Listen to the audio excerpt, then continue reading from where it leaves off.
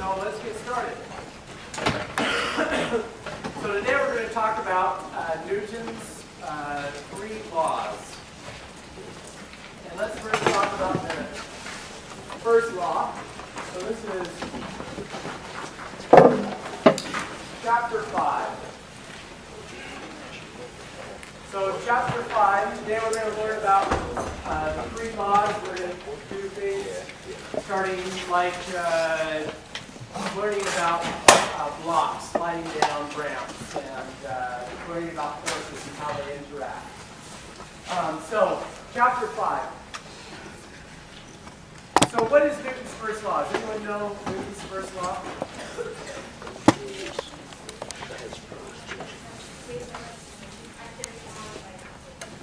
Okay, so an object at rest stays at rest.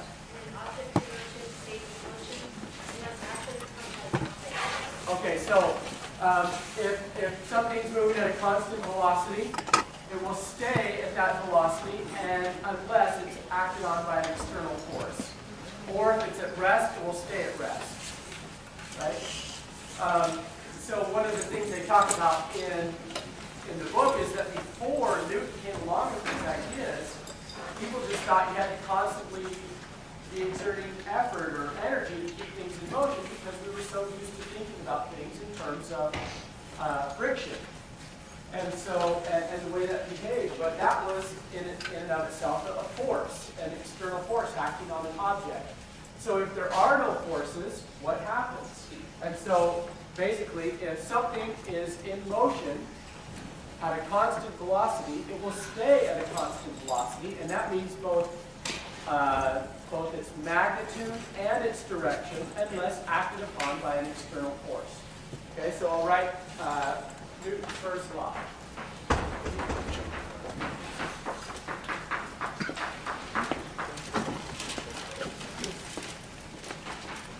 If no force acts on a body, the body's velocity cannot change.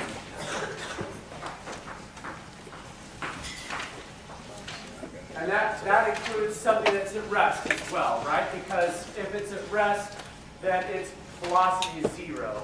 But that's a special condition for a velocity. Okay. That is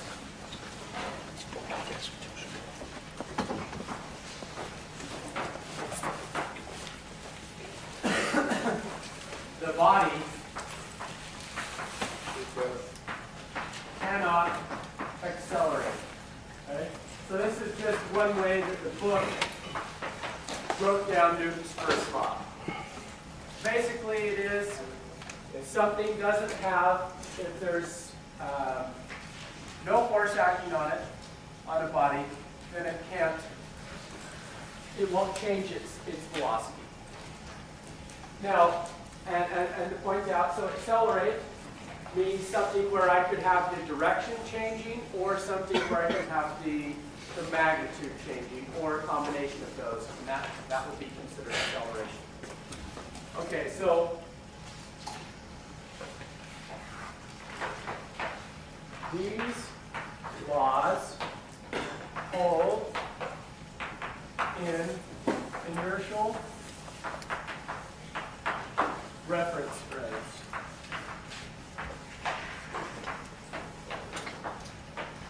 Does anyone know what an inertial reference frame is?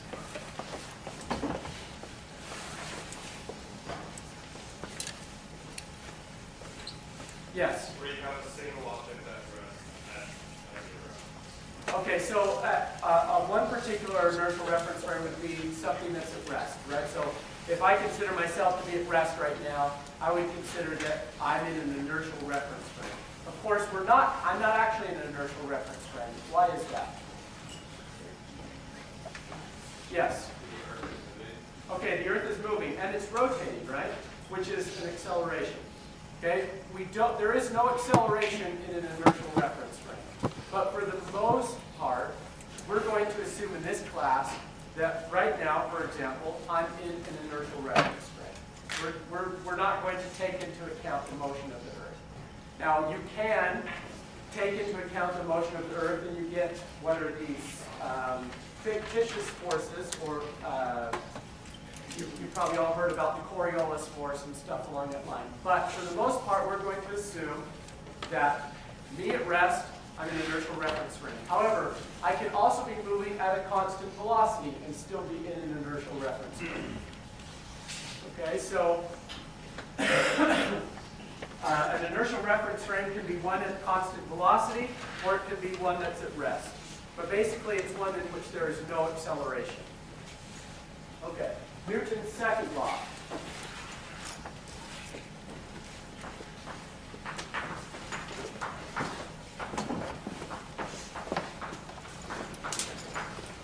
Who can tell me what Newton's second law is?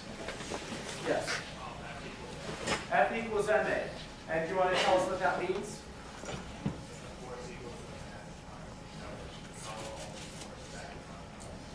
Okay, good. So right now, is this chalk accelerating? Are there forces acting on it? Yeah, there are lots of forces acting on it, right? What are some of the forces? Gravity, my hand, probably forces due to bombarding by particles. For the most part, what we're going to assume is that these are very simple. We're just going to, when we have something, we're going to draw what we call a free body diagram, which is we're going to say this is some sort of point particle, and then we're going to draw all of the forces associated with that. We're going to keep it simple. We're going to say, for example, my hand, it's not accelerating, so my hand is exerting a force on it, which is upward, okay, to counterbalance the gravitational force. And in order to do that, I would take the sum of the forces acting on that. But as soon as I let go of this chalk, right, then the number of forces acting on it has gone down, because the force that I had associated with my hand is 0, and the gravitational force is what then causes it to accelerate. So I take all of the forces, I sum those, and what's left over is equal to mass times acceleration. If you can just remember that in this course, your life will be so much easier. You sum the forces, and what's left over is ma. Okay? Sum of the forces, and what's left over is ma. So if we just take the sum of the forces, this is a Greek letter sigma.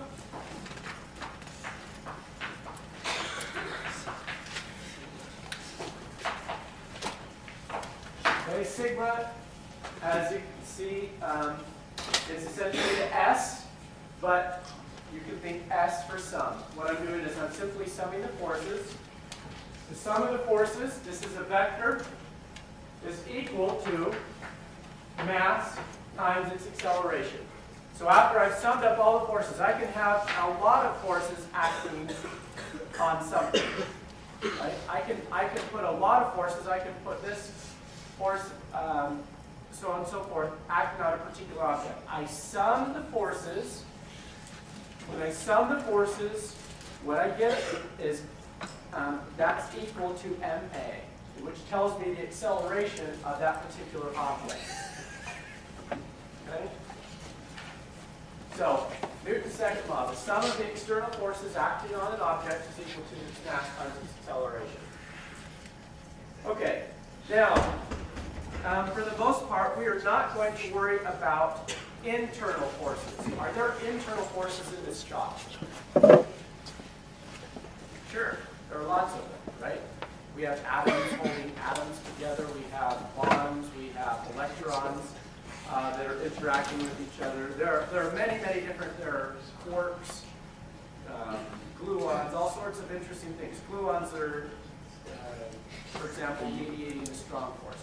There are lots of forces, but we aren't interested in what's happening to the internal forces here. We're only interested in what's happening externally to this particular piece of chalk. Okay? If that's what we're interested in analyzing. So we look for the external forces acting on a particular object. Okay, Now, forces in equilibrium. Okay, suppose I have a box, and I say that this box is on top of a table. Who can tell me what the force is? And let's say this box is not moving, but there is a force acting on it like this. What else do we know? Yes? There's a frictional force. Okay, so let's suppose, for example, this piece of chalk, I'm putting a force on this piece of chalk. Okay, so I'm putting a force on this eraser right now, but it's not moving. Right? So what Gary's pointing out is if I put a force on this eraser, what is countering that is the frictional force, right? So there's a frictional force pushing back that's equal and opposite to the force that I'm pushing. So we would say that that's an equilibrium in the horizontal direction because there is no net force acting on it. What other forces do we have acting on this? Gravity. Okay, what's your name? Danielle. Okay, so we have gravity. Danielle, what else do we have? Okay, we have normal force. Right? So we usually write this as F of G, and we say that this is F normal, and that just means the normal to the surface. What does normal mean? Okay, in the physics context, normal means perpendicular to the surface. Okay, that's why if you're climbing a steep incline, the normal is not straight up and down. The normal is like this, and that's why it's hard to hold on, right? Because you have very little force that's causing you to stay on that particular. Sorry, the normal force is what's pushing you away. In this particular instance, this normal force is balancing the gravitational force, and so we would say that this is in equilibrium because those forces are equal and opposite, and they're balanced such that the net acceleration is zero. So I have horizontal, they're in equilibrium, vertical, they're in equilibrium. Okay, so they just refer to that as equilibrium. One of the things that the book points out is sometimes you say that forces cancel, which in your mind you may think that the forces are zero. That's not true. This normal force is not zero. This gravitational force is not zero. It isn't that they go to zero. It's that the sum is equal to zero. Okay, so those forces are always there. It's just that we say equilibrium rather than cancel, just to avoid the confusion of thinking that the forces are zero. Okay, units. What is the unit of force?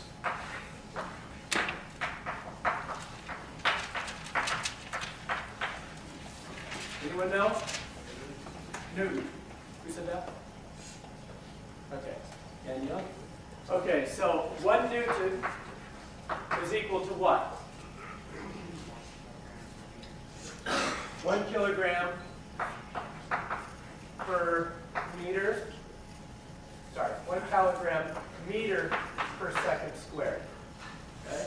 So it's a mass times an acceleration, right? If you want to just think about it. But in the SI units, the mass is a kilogram, and then we use meters and seconds, right? This is the MKS system. So we have 1 kilogram, 1 Newton accelerates 1 kilogram through 1 meter at 1 meter per second squared.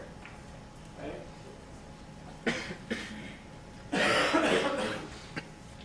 All right. So 1 Newton, and now let's talk about free body diagrams.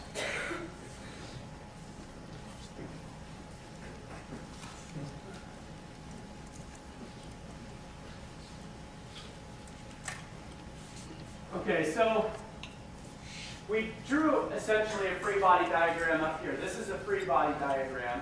We take this body, this block, for example, and we write all of the forces that are on this particular system. So we're just going to take that, and in many instances, we're going to assume that even though it may have some three-dimensional structure, we draw it as a point particle.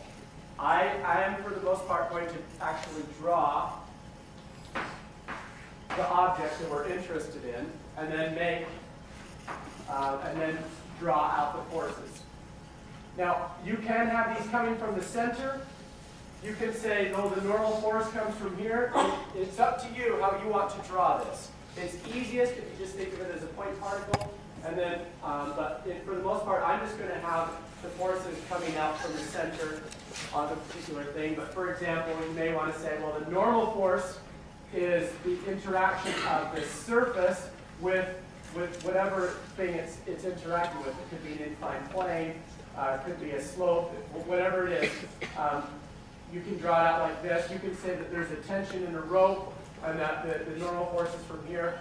But really, it's just to help us remember what forces are acting on it and where they may be acting on it. It becomes really important when we deal with forks where we put the forces going from, because we need to know where the force is relative to a pivot point.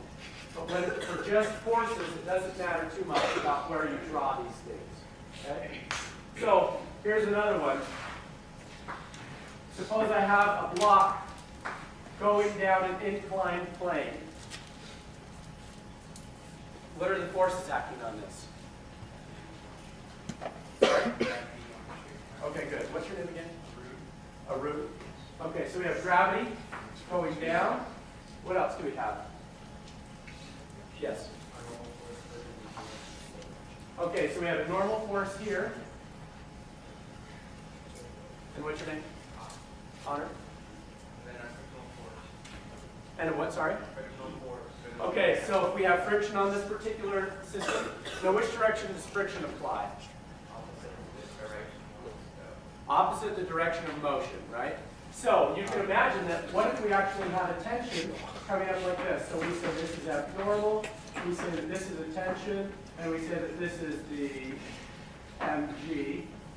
So this, right? And what about, and if this is moving up, then we say that the frictional force is opposing the direction of motion. So we assume that the frictional force opposes the direction of motion. So this would be you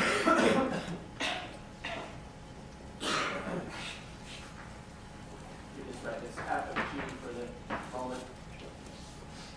Okay, so that's how we draw a free body diagram. Now, we give you a little bit of help on this. And let's try and generate some intuition. The thing you want to do with free body diagrams is make your life as easy as possible.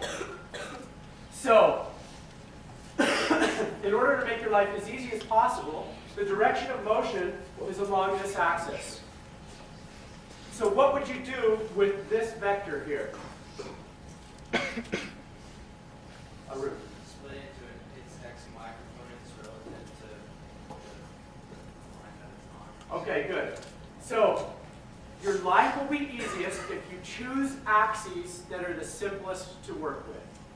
In this particular case, the motion is along here, and we have a set of normal forces along here. If you choose your axes to be perpendicular and parallel with the slope of this inclined plane, your life will be much easier.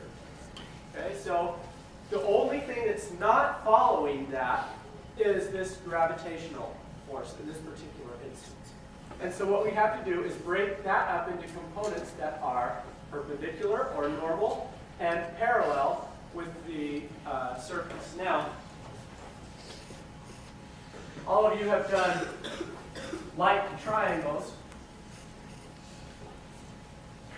Oh, I need to say one other thing, which I forgot to say at the beginning of the class. We did get math assessments back for the class, and those grades will be posted on your Blackboard. As probably most of you know from having taken the exam, the grades weren't as good as we'd hoped. I don't necessarily think that means we weren't trained in it, but it probably just haven't covered that material in a while. But the average was somewhere between about 10 and 12 out of 30, which isn't so great. So I'm not going to trying to be alarmist, but I think it probably just most of you haven't reviewed that in a while, so I'm going to make sure we cover a lot of those things. And we're also going to have an extra packet if you need to study those things. So where we'll have a review of the most important concepts that were missed on the exam. So a couple of things, there was some algebra errors, there was quite a few algebra errors, and then there was also quite a few, like people forgot how to solve multiple equations and multiple unknowns. Anyway, but I won't belabor the point. If you did poorly, we're going to have an extra packet that will help you review some of those things. Okay, so now let's break this up here. So let's suppose we're on an inclined plane, and this angle is theta, right? It's the angle relative to the horizontal at which the plane is inclined. Now, if I look at this block, and what I'm really interested in is understanding how f of g can be decomposed into a component that's horizontal, essentially relative to the plane, or along this axis, which we're going to call the new x-axis, and along this axis, which we'll call the new y-axis. Okay? If I look at this, which of these is going to be theta? This one or this one? How many of you say this one? How many of you say this one? Okay, good. So this is the angle. You can just see that, the similar triangles. So and it's easy to see as well that if I take theta to be 0, right? So if I take the inclined plane to be 0, then this angle goes to 0. Right? And so you can see that that should be just a simple check if that's the right one. So this angle here is theta. Now hope you don't get confused by this, because now what we're saying is that this component is mg sine theta, right? If this is mg here, then the opposite relative to theta is mg sine theta. And that is the component of the gravitational force that is in the component that's parallel to the slope.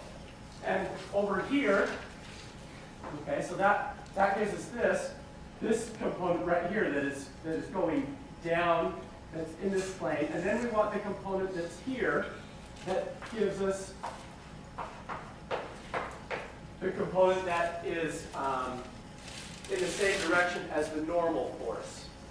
Okay, so mg cosine theta is here. So once we have this theta, then we can break this up into components, one that's going in and one that's perpendicular to the slope of this ramp.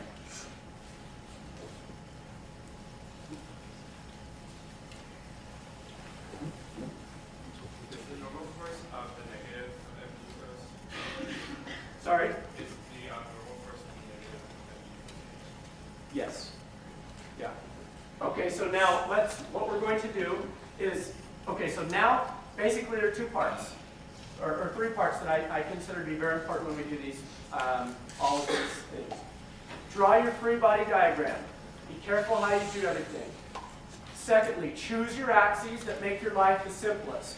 In this particular system, we found that if we choose an x-axis like this and a y-axis like this, it makes our life the simplest.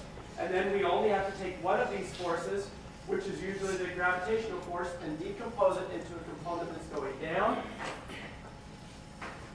and a component that's going down the plane, and a component that's perpendicular to this plane that is going down this ramp.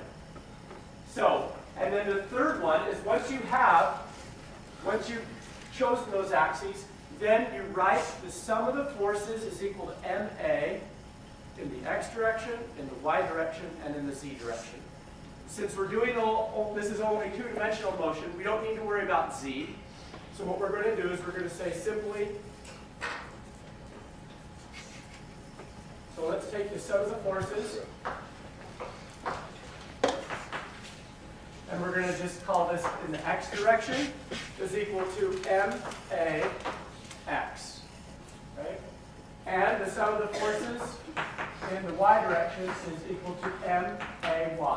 Now, because we're using orthogonal axes, this acceleration here is independent of this acceleration here. Okay, for that particular free body. This is one of the beautiful things, again, about choosing orthogonal axes, is that you get to choose these accelerations are independent of each other, and you can consider them to be essentially one-dimensional motion that's independent of that other dimension. Okay, and then you can do, once again, the sum of the forces in the z direction is equal to MAZ. So 3 parts. You do your free body diagram, choose your axes that make your life the simplest, and then the sum of the forces is equal to these along the 3 independent axes. Okay? You do that, you should be good. Okay, so now let's take, for example, let's go back to here.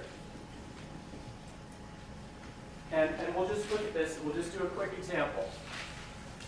What are the forces along this x-axis, which we've chosen to be parallel to the ramp?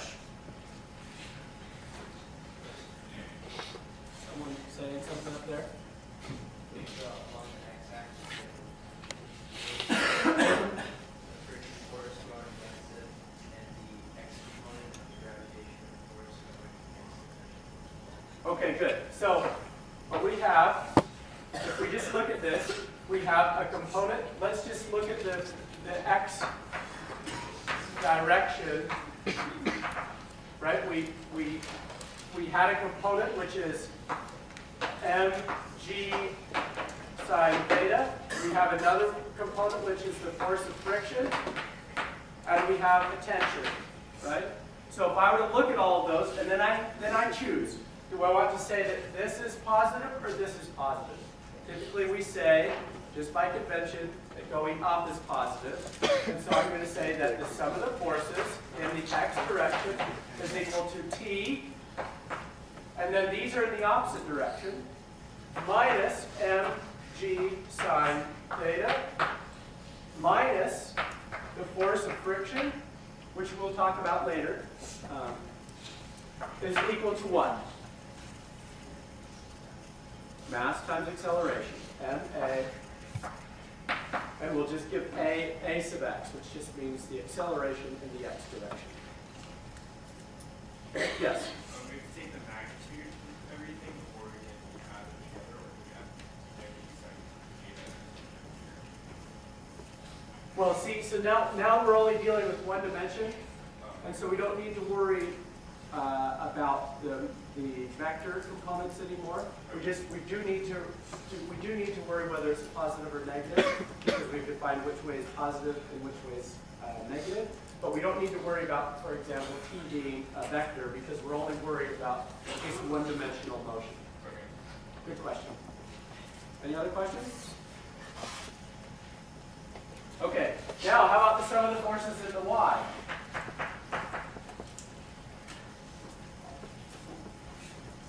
Yes.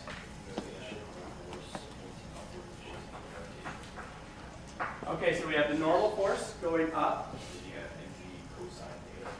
Mg cosine theta, that is the component of the gravitational force that is going perpendicular to the plane. And that's equal to what? Mass times the acceleration in the y direction. Because those are the only components, only forces acting on this in this particular direction. Now, in this direction, how is it accelerating? It's 0, right? Since there's no acceleration, we don't need to worry about that. Now, it turns out when we start dealing with friction, we need to know what this is. We need to know what Fn is. And so, based on this equation, we can say Fn is equal to mg cosine theta, and then we can put it back into here. Once we start talking about coefficients of friction, and then we can take the normal force, and we see what the normal force is, and then we can put it back into here, and that would allow us to find out what the acceleration of this particular block is. But for right now, we don't need to worry about it. we're just going to assume that this is just the force of friction. Any questions? So let's follow these 3 steps every time. If you do this carefully every time, your life will be good. Draw a free body diagram. Choose a set of axes that make your life the easiest. And then the sum of the forces is equal to MA along the individual axes. Do that, your life will be easy. Okay? If you don't, it can be very complicated. Let's see.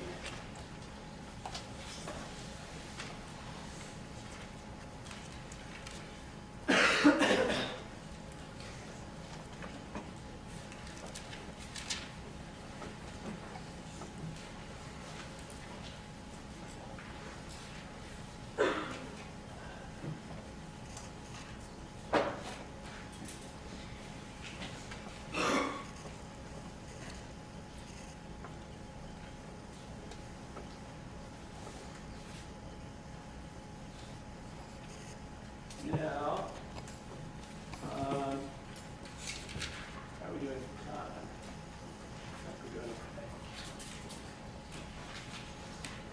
I have some really simple examples, but they're much simpler than the thing we just did on the board, so I'm not sure that's helpful. Okay, the book likes hockey pucks. So let's do a hockey puck for a moment.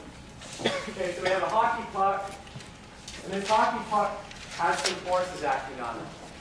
Now, for example, let's say 2 people are trying to hit the hockey puck at the same time, and one has a force going this way, and one has a force going this way. This is 4 newtons, and this is 2 newtons. Okay? What would be, and then, right, there's also the gravitational force and the normal force, right? So what do we need to write up here? What would be the sum of the forces? What axes should we use? Well, we should just use the normal axes, right? This is what we consider to be horizontal and vertical. Okay? So we sum the forces in the x direction, and so we get that there's a 2 Newton force minus a 4 Newton force, and so we see that that's equal to minus 2 newtons. In other words, the net force is negative in this direction.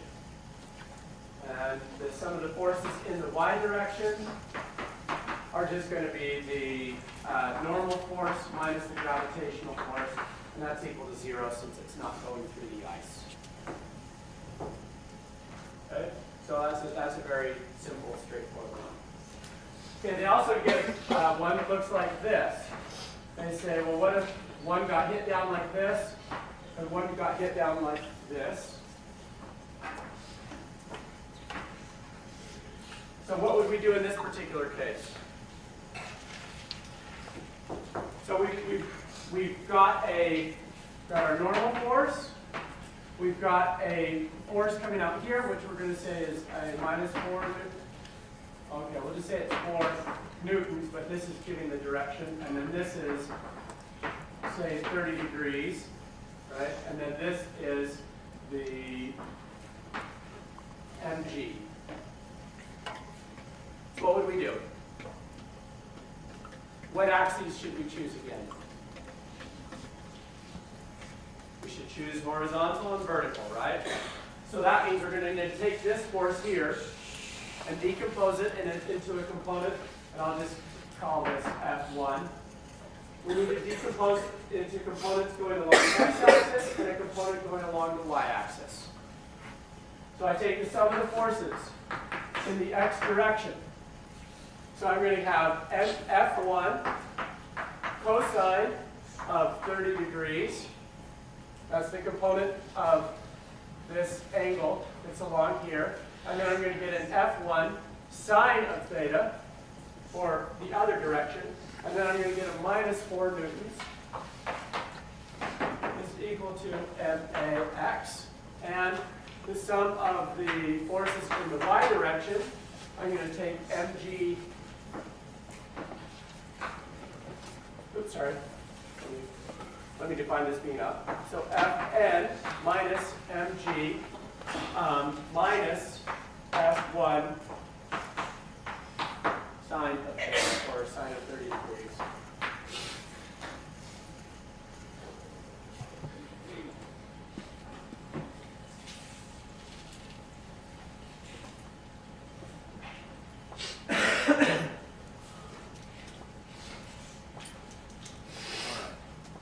So now,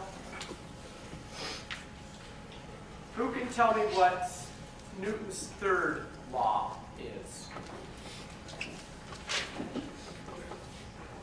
Okay, so every action has an equal and opposite reaction, and let's think about it in terms of forces. Okay, so there's, for every force exerted by one thing on another thing, there's an equal and opposite force exerted by this thing on the original.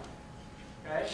The force of me being pulled to the earth by the earth, the force on me coming from the earth is the same as I'm exerting on the earth coming back. What's the difference? Okay, so it's the same force. So when I jump, right?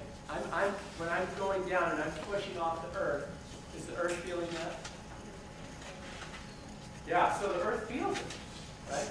The acceleration's a lot different because the masses are much different, right? The mass of the earth is much, much greater than I am, so you don't actually see, it'd be really hard to detect a jitter in the earth's movement due to the fact that I'm jumping. Even though I'm exerting a force on it, that's equal to the force it's exerting on me. Its mass is so much larger that its acceleration is essentially zero. So now let's think about, I want to show you some things in terms of what we mean by, okay, so also a weight. We talked a little bit about this at the beginning of the semester. What is weight? So I weigh 80 kilograms. Do I weigh 80 kilograms? No. How much do I weigh, really?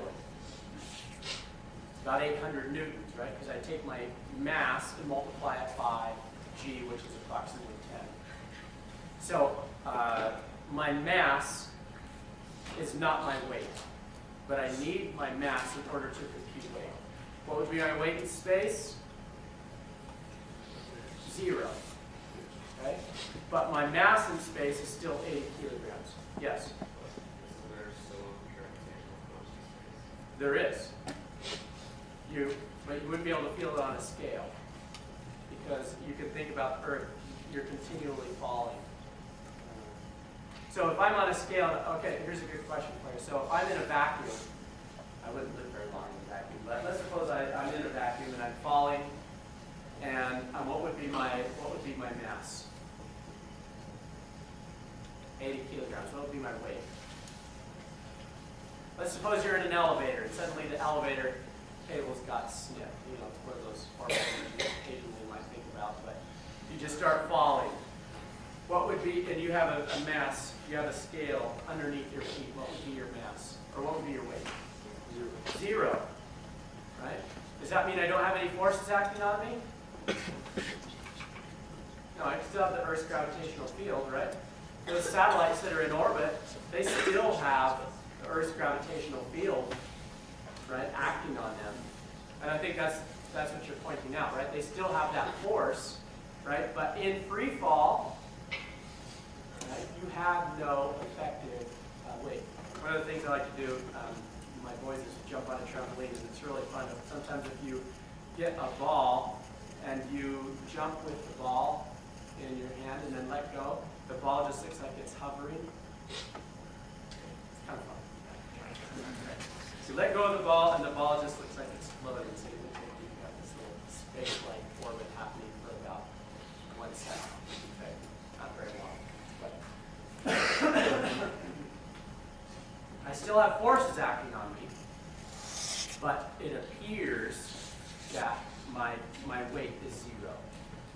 Okay, so now,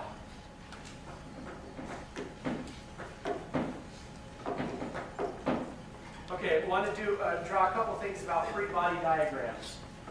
And tensions in chords are a very important thing.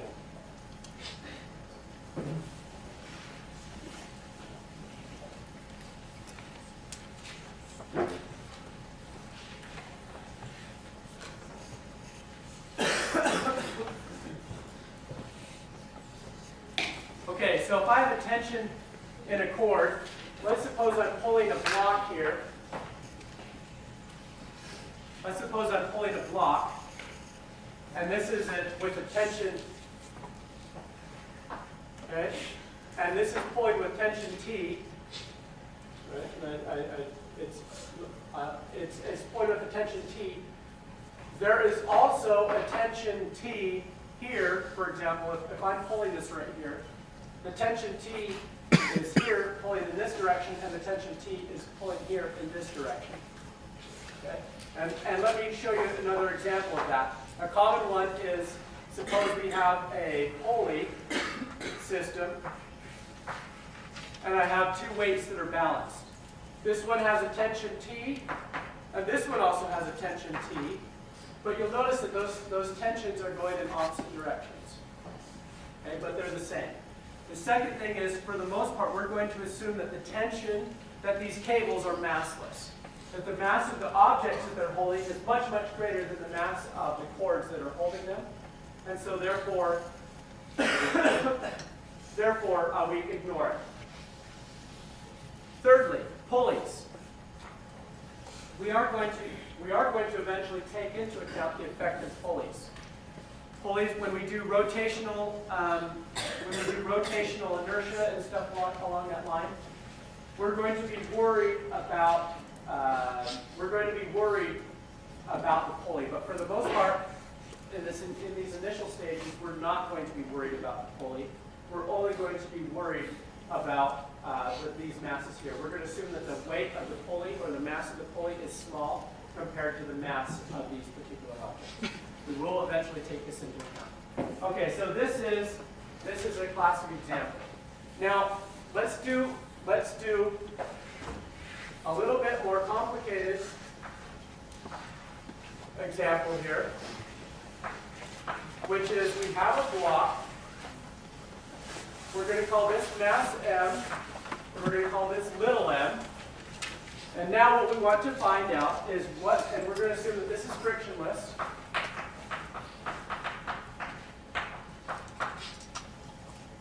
And we're going to figure out how fast, if we just let this go in free fall, what is the acceleration of this two-block system due to one hanging over the edge? So now we have two free bodies, and we need to be able to write the effects of the two free bodies down. So let's first draw the big one. What are the forces acting on the big one? Yes. Okay, so we have a normal force. We have a gravitational force, right? Fg, we have Fn. What else do we have? Yes? Okay, we have tension in the direction of the pulley. Okay? Anything else? All right, that's all we have. Now, how about this smaller one? M, what do we have? Okay, we have the gravitational force.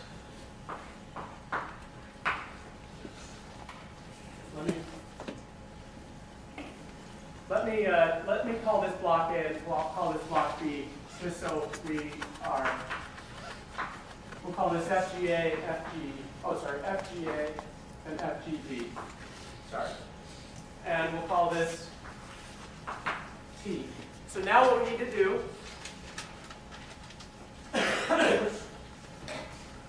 I can take this and I can worry about motion in two dimensions. right? I can worry about the motion along this axis, and I can worry about the motion along this axis. However, we're not going to worry about the motion along this axis. Why? Yeah.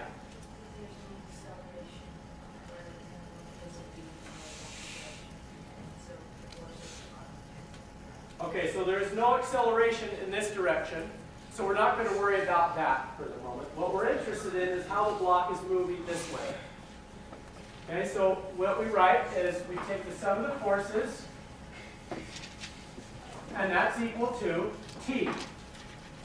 That's it. It's the only thing moving in that direction. And that's going to be equal to MA. Now, I should say this is MAX, but really this is the acceleration we're interested in, and we're just going to say AX is equal to A in this particular case. We're defining this direction to be positive, and so we say that A is just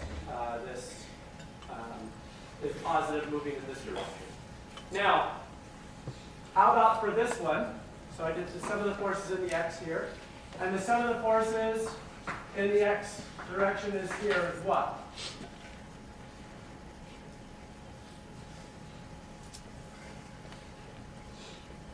Zero, right? In the X direction, we don't have any forces acting on this. Okay, so this is 0. How about the sum of the forces in the Y direction? Well, we simply take T, we're going to say this is T, which is the same T as we have here, right? If we just look at those drawings, that T that we have here is the same as this T right here. It's acting on a different body. We're going to take T minus, and then we're going to have little mg is equal to what?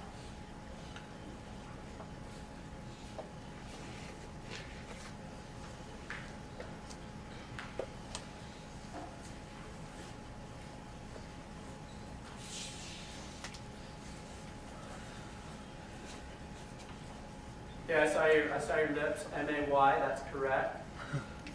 Okay, good. So this is M-A-Y, which is equal to what in terms of this A right here? My answer?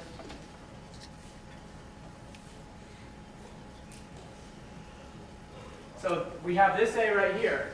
This block is accelerating just as fast as this block is, right? Or fast is probably the wrong word, but it has the same acceleration. This acceleration is the same as this acceleration here in terms of its magnitude. What do we have to worry about? Direction, right? Here we've defined T going up as positive, and we've defined mg, this going down, to be negative. So we have to say that this is equal to minus ma.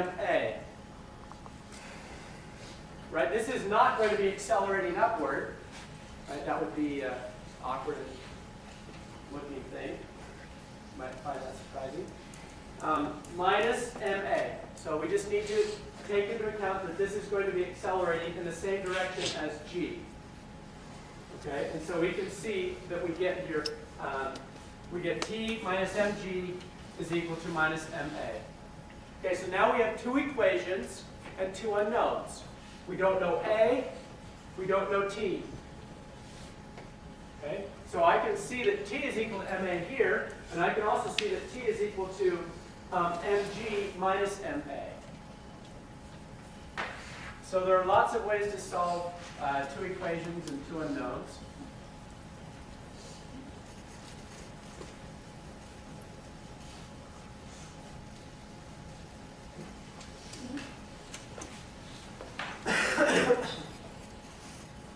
So if t is equal to ma and t is equal to mg minus ma, oops, sorry, this is capital. Ooh, I forgot. We gave this a capital M here. All right, my bad. We called that capital M, and this is capital M here. If they were both the same mass, then we would do that. But they're not. So now what I can do is I can just simply say that MA is equal to mg minus ma. That's easiest. I can divide equations, I can do various things. But this is probably the easiest, most intuitive right now. So if I just simply bring this m over to here, I get that this is m minus little m times a, oops, sorry, plus. So I just brought this over to here. So I get m, capital big M plus little m on one side is equal to mg. I'm solving for a, then I just bring this down to the denominator over here, and I get that this is mg all over big M plus little m. And now that I know A, then I can say that the tension is equal to capital M times this A, which is m, little m times g over big M plus little m. And now I know the tension in terms of the masses and the gravity. So we just did a classic 2 equations and 2 unknowns. Okay, so now I have this as an example right here. So we have this exact thing right here. We have a mass, which is 750 grams. And what we're assuming is we have a very lightweight rope, which is a good approximation for the things that we've been considering. Some very lightweight pulleys, and the mass of 20 grams over here. So we should be able to predict the acceleration. Okay, so if I have the acceleration, where did I put my check? So the acceleration here is just going to be A is equal to mass times the little mass, which is 20 grams, 0.02 kilograms, times G, which is, I'm just going to assume is 10 meters per second squared, all over big M, which is 0.75 kilograms plus 0.02 kilograms. And so we see this is 0.02 kilograms all over 0.77 kilograms times 10 meters per second squared. Okay? So what is this?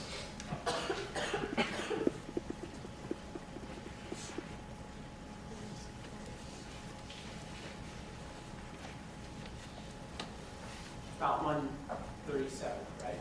137 times 10, which is what? Well, 1 over 3.7, which is, we'll just assume that it's about, it's a little less than 0.3. But, so we'll say it's about 0.3 meters per second squared.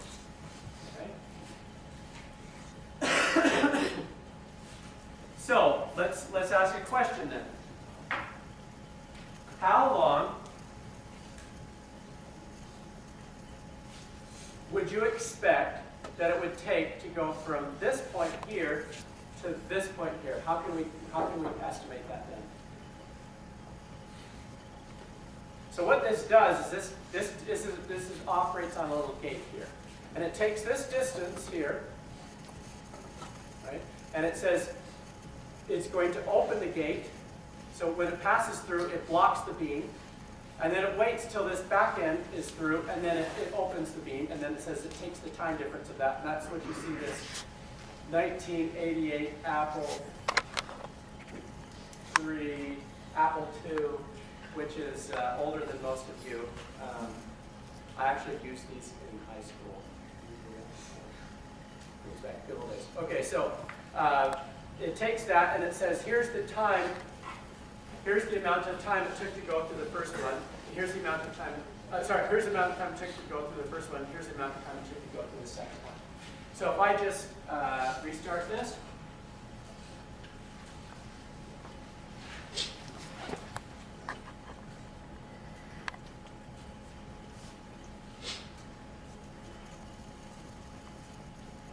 Okay, so now I'm going to turn this on.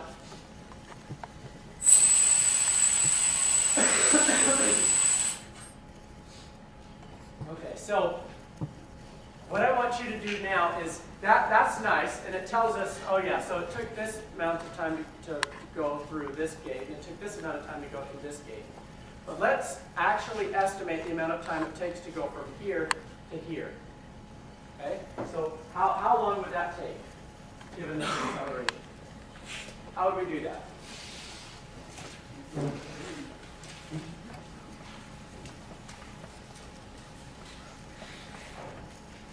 First of all, what's x initial? 0. What's x final? This is 1 meter. 1 meter. What is the velocity final? We don't know, right? It's unknown. What is the velocity initial? 0. Okay. What is the acceleration? Well, we've got it right there, right? We just calculated this as 0.3 meters per second squared. And that's a very low, that's a one significant figure, but basically we use one significant figure, right? We have 10 meters per second squared, which is essentially one significant figure result. Okay, so now we want to find time that it took to do this. How would we do that? Yes? Okay, so we can say that x final minus x initial is equal to v0 times t plus 1/2 t squared. Or sorry, a. 1/2 at squared. Right? V0 is 0. We don't need to worry about x initial is 0. So we see that x final is 1 meter is equal to 1/2 a t squared. And so we see that t is equal to 2 times 1 meter divided by 0.3. And then we take the square root. Okay? So basically what we're doing is we're essentially multiplying by 3. So we got in the numerator, divided by 0.3 is approximately multiplied by 3 in the numerator. And we get that this is, say, 6. Square root of 6 is about 2.2. It's a little less, about, 25 squared is 625, so it would be like 2.4, say roughly around that. So it would be about 2.4 seconds. So let's do this calculation. Anyone have a stopwatch?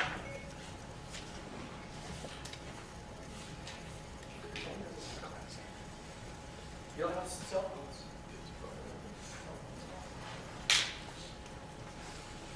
What I should say, is anyone brave enough to volunteer to be the stopwatch person? Yes, great, thank you. What we want to find out is the time it takes to go from this part coming underneath here to this part coming underneath here. You want to do it from there, or do you want to come down here, or does it matter? You'll do it from there? All right. So hopefully this is 2.4 seconds. So tell me when. Actually, I'll tell you when. Okay. I'll do 1, 2, 3, and then when you hear that air come on, you start your watch. Okay.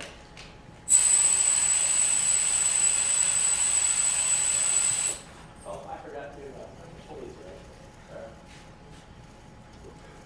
That's a little bit longer than. Okay, this time I really will say 1, 2, 3. 1, 2, 3.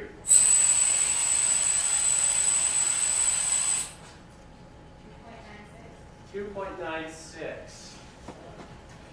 Let's do it one more time.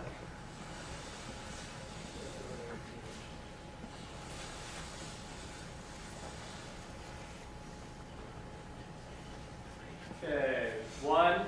Oh, are we still good on the pulleys?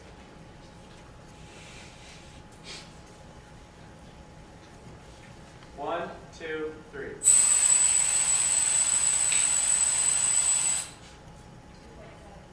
2.7. Okay. So within our margin of error, we're reasonable. Okay, good. So our free body diagrams have not disappointed. Now, if we did a much larger distance, our times would become our times would be much better. So there's some uncertainties associated with this, right? Me turning this on, her gating at the right time, how long it takes the air to come out, all those sorts of things. But I would say we're pretty decent in our approximations.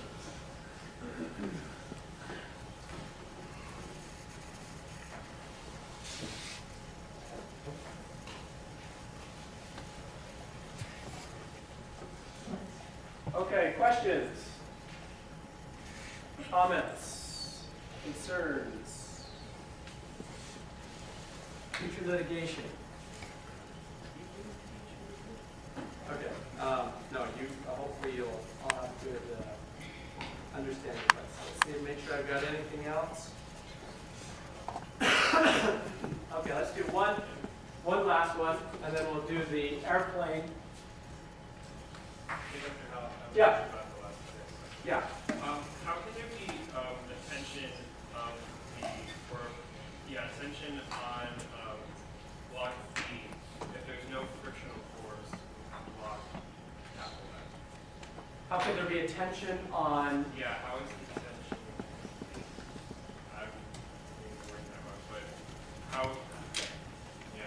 So why is there a tension on this one, given that there's?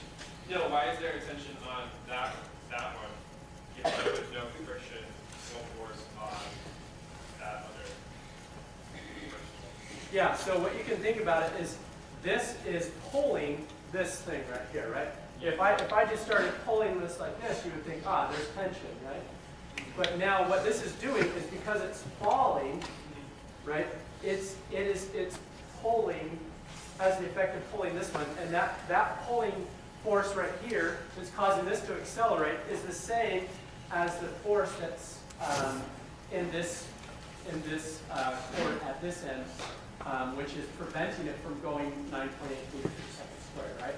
If I let go of this, it would accelerate much faster, have a much larger acceleration. But because of the fact that it's pulling that's causing a tension in this cable, which is preventing this from going its 9.8 meters per second squared. Does that make sense? Yeah, that makes sense. Okay. Okay, good question. Any other questions? Got a question? Okay. All right, so now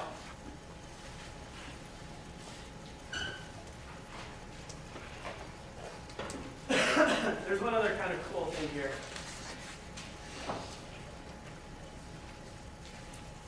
So if you're moving in a car and you drop an apple out the side of the window, how fast is the apple going? You're dropping it. Have you ever tossed an apple outside the window and what does it do? Think that way. Right? You should be tossing it out and you should see that apple do a nice, sweet trajectory. But it actually does something like, if you're going this way, it does something like that, right? That's due to wind resistance, right? But if you don't have any wind resistance, what's going to happen? That apple will go just in a nice, perfect parabolic free fall trajectory. Okay? If I'm going down the road and I drop something, that thing is going the same speed as I am. And I just had a wonderful teaching experience with one of my sons about this a little while ago. He didn't believe me. He thought once you released it, it was instantly going 0, or the speed of the ground. Right? So I had to run along. I had to run and then drop something and show him that I actually had my speed even though when I released it. Now, if I'm in the back of a truck and I shoot an arrow straight up into the air in a frictionless environment, and this truck is going 60 miles an hour, where will that arrow land? Okay, right back in, same spot. Actually, when I was 11 years old, I got a bow and arrow and I took out my little brothers and I just shooting them straight up and down.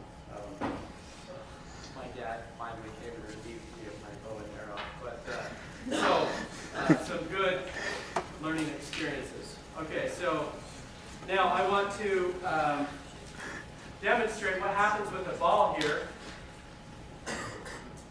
it is moving along. And I'm going to release this, so it's going to go past this, it's going to set up a trigger, and what do you suppose, this ball is then going to shoot up? What do you suppose is going to happen? It's going to land right back where it is, right? Right back in here, even though it's being shot straight up. And no matter how fast I go, it's going to go right into that.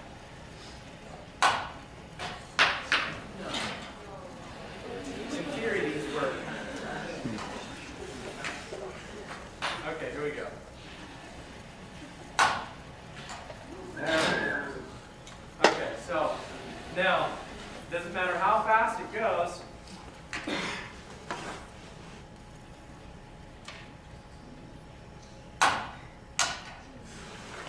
it's going to always land back in the same spot. It's a nice little demonstration on relative motion. So now we'll do it fast. All right. Cool, huh? All right, so next one is this right here. What are the forces acting on this? So this object right here. So if I take this and I go like, if I put one less here, and put it like that, what's happening? Okay, so how would I solve this problem? I mean, this is in, right, I get to a point, and this is actually bad because right here,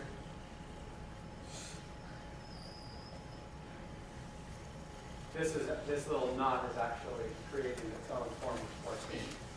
Now, if I put this here, and I just let this roll until it comes to some equilibrium, I get that. If I take this here, it goes down. The nice thing about this one is this tension is parallel to the slope. This one is not, but I can just say, for example, when it's like right here, then it's orthogonal. If it's up here, it becomes a little more complicated because then I have to decompose along the two different axes that are in the plane here. So I want to decompose forces along here. I want to decompose forces perpendicular to the rail. And if I were to just draw the forces, I have a force coming up here, I have a force coming up here, I have the force of gravity going down, and I may have friction. I do have frictional forces. I have the normal force. I have all of those forces. I have to add all of those. I take the components along each of the individual axes, sum them all together, and that's how I get the acceleration. All right, so let's do the plane again. I think we have enough time to solve the plane. Okay, so we have an airplane.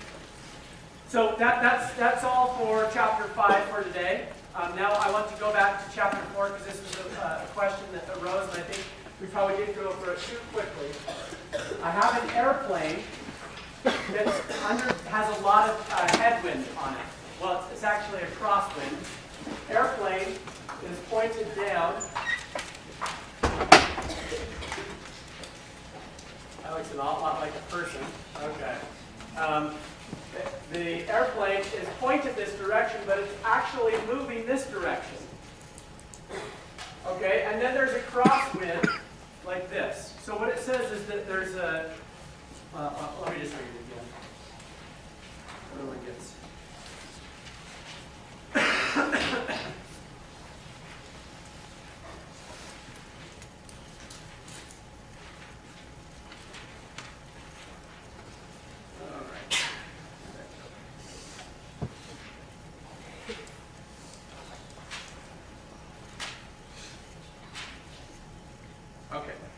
So it says, a plane moves due east while the pilot points the plane somewhat south of east towards a steady wind that blows to the northeast.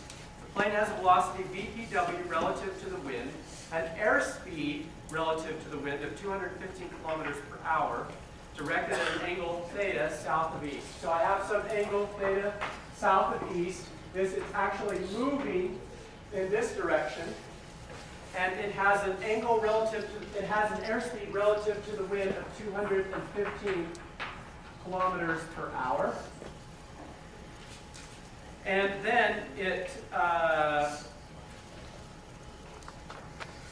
the wind has a velocity v wg relative to the ground with a speed of 65 kilometers directed 20 degrees east of north. So then it has a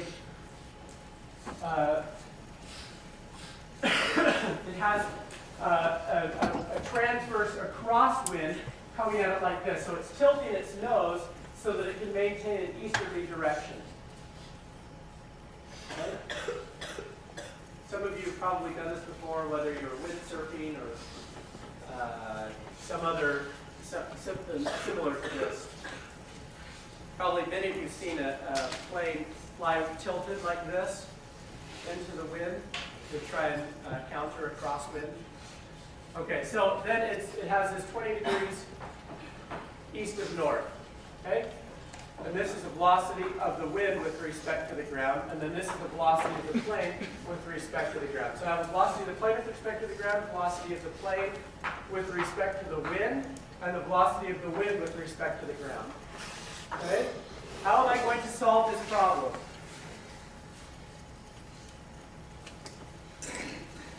So I have to find two things. I have to find this angle here, and I have to find the speed at which it's moving in this direction. So how would I do that?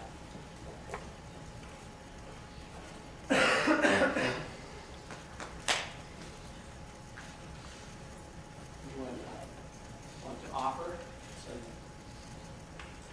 expertise?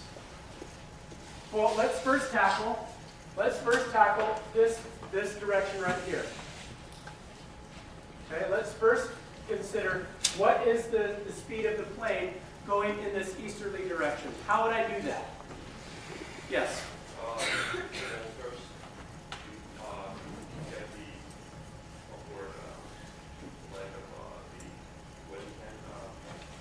the wind velocity.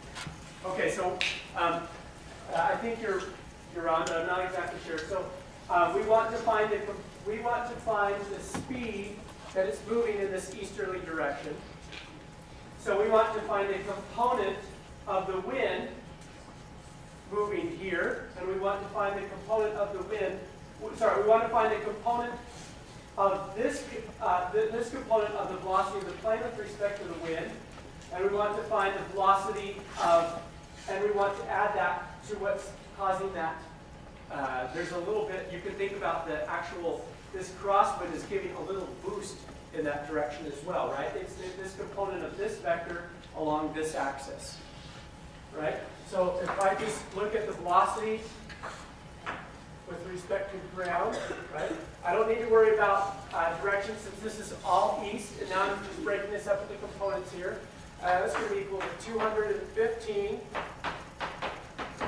kilometers times the cosine of this angle plus the component here, right, which is the velocity of the wind with respect to ground times the sine of 20 degrees.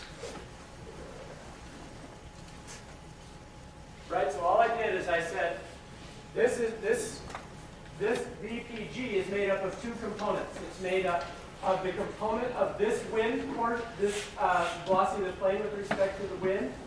Right, there's a component along this axis, plus the component of this velocity of the wind with respect to ground. It has this component right here. We sum those, and that's equal to the velocity of the plane with respect to ground. We have one other set of equations, which is what? Going up and down. But there's zero velocity of this plane with respect to the ground going up and down. And so we're going to take 215 kilometers to sine of theta plus, and then we're going to subtract.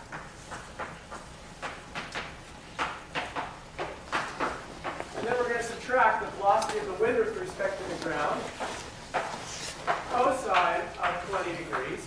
And now we have two equations and two unknowns. Right? And once we have that, then we can solve for theta and we can solve for the velocity of the plane with respect to the ground.